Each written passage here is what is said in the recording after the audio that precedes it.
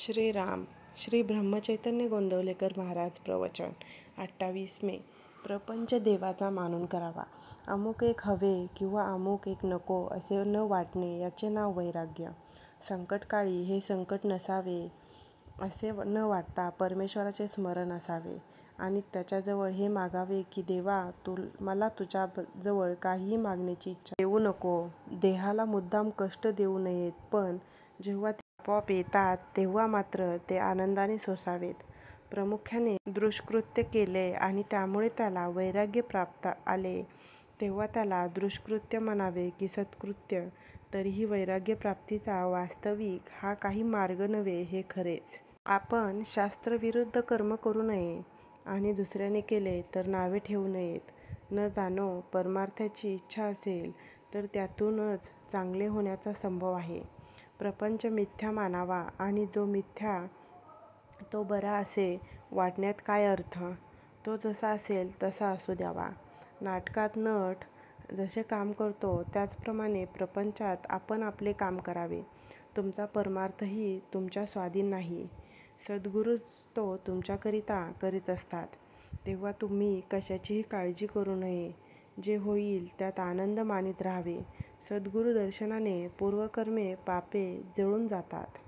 तुमची पुढची काळजी सद्गुरू घेतात तेव्हा पाठीमागची आठवण काढीत बसू नये आणि काळजी करू नये. समाधानात आणि आनंदात असावे. प्रपंच देवाचा मानून अभिमानरहितपणे तो करणे हा परमार्थ. परमेश्वराचे स्मरण ठेवून तोच कर्ता आहे असे मानणे आणि सर्व काही त्याच्याकरिता करणे म्हणजे देवाला अर्पण केल्यासारखेच आहे. फक्त कर्माच्या शेवटी कृष्णार्पण म्हणणे म्हणजे इतर वेळी त्याला विसरला असे नाही का होत.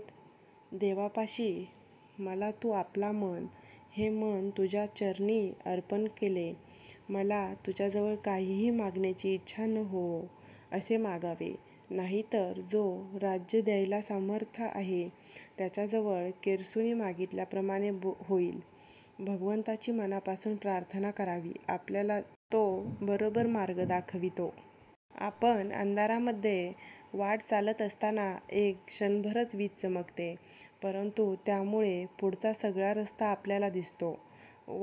त्याप्रमाणे मनापासून भगवंताचे स्मरण केले तर पुढच्या मार्गाचे आपल्याला आपोआप ज्ञान होते. तू जे करशील ते मला आवडेल असे आपण भगवंताला सांगावे आणि भगवंताचे अखंड स्मरण ठेवावे. यापेक्षा भगवंताच्या जवळ जायला दुसरा मार्ग कोणता असणार. बोधवाक्य. ज्याच्या प्रपंचामध्ये पाठीराखा परमार्थ आहे त्याचा तोच परमार्थ होतो. ज्याच्या पाठीराख्या अभिमान आहे तो प्रपंच समजावा.